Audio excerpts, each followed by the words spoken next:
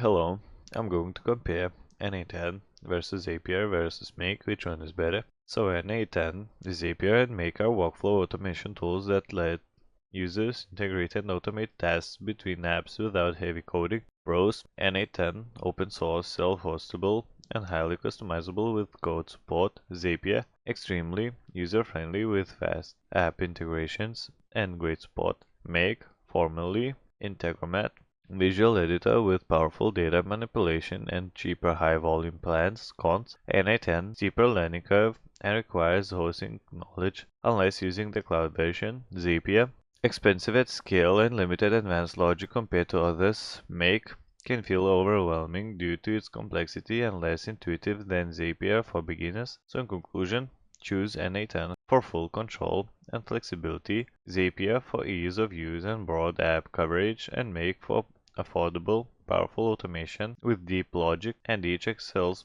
depending on your technical skill and automation depth needs.